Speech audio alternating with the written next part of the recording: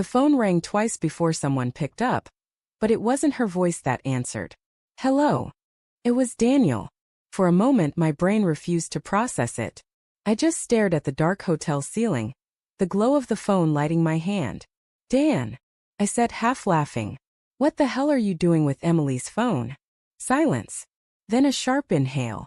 Ryan, hey man. She's. The sound of movement came through the speaker. Sheets rustling. A muffled whisper. Then the line went dead. I just lay there, the world shrinking to the buzzing of the disconnected call. I'd been in Boston for 3 days on a client pitch that was supposed to change everything: new accounts, new money, maybe even a new start. Emily and I had been distant lately. Too many late nights, too many just tireds. Too many arguments that ended in silence. But I still believed we were fixable. So that night, lying alone in my hotel room at 1 a.m., I called her just to hear her voice.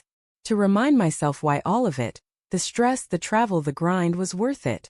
Instead, I got Daniel, my best friend since college. My brother in every way except blood. By the time I flew home the next evening, I'd gone through every possible explanation.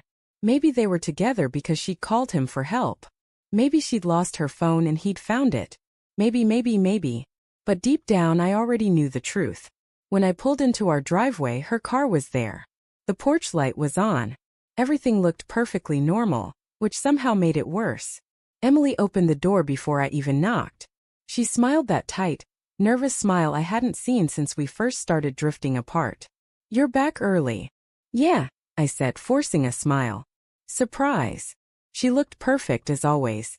Her hair tied back, wearing that faded sweatshirt I loved. For a moment I wanted to believe the lie. Then I saw it. A man's jacket draped over the couch. Black leather. Daniel's. My stomach twisted. He was here. Her eyes flickered to the jacket. Oh, yeah, he dropped by earlier. We were just talking. He left his jacket. I stepped closer, my voice calm but shaking underneath. Talking. At 1 in the morning. She froze. Her lips parted slightly. What? I held her gaze. I called you last night. From the hotel. Daniel answered your phone. Her face drained of color. And in that moment, that single heartbeat of silence, I knew everything. She didn't cry right away. Neither did I. We just stood there.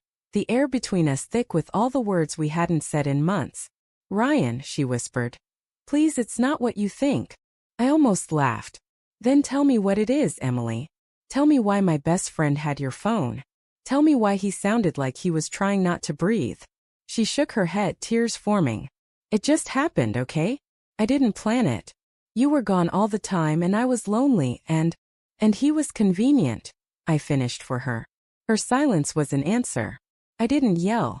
I didn't throw anything.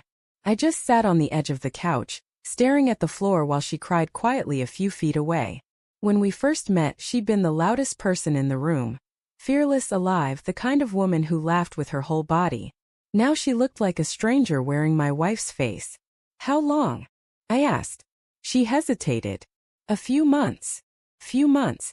Meaning every time Daniel and I had grabbed a beer, every joke, every how's them doing? He'd already known the answer better than I did. I could taste the bitterness on my tongue. You were both lying to me. I didn't want to hurt you, she whispered. I looked at her, then really looked at her, and realized how meaningless that sentence was. People say that to make themselves feel better. But the truth is, betrayal is always a choice. That night I packed a bag. She followed me upstairs, pleading softly. Please don't leave like this. We can talk about it. I made a mistake, but I still love you. I zipped my bag without looking at her. You don't get to use that word anymore. She started crying harder, and for a moment I almost broke. Part of me wanted to hold her, to comfort her like I used to. But then I remembered Daniel's voice on the phone. That awkward pause. That silence filled with guilt. I walked past her without saying another word. For the first week, I stayed in a cheap apartment near the office. I couldn't eat. Couldn't sleep. Every text from her went unanswered. Every call from Daniel went straight to voicemail. One night he showed up at my door. Ryan, he started, his voice hoarse. Please man, let me explain. I just stared at him. The guy who'd been my best man, who'd held my hand when my father died, who'd promised me he'd always have my back. There's nothing left to explain, I said. He stepped closer. It was a mistake. We were both drunk that night, and then it just... Stop. My voice came out low, shaking. You don't get to rewrite it. You made a choice. Both of you did. He looked down, jaw clenched. I know. And I'll regret it for the rest of my life. I wanted to hit him. I wanted to make him feel the same kind of pain that had been sitting in my chest for days. But I couldn't. Because beneath all the anger, there was just emptiness. Then live with it, I said quietly. And I shut the door in his face.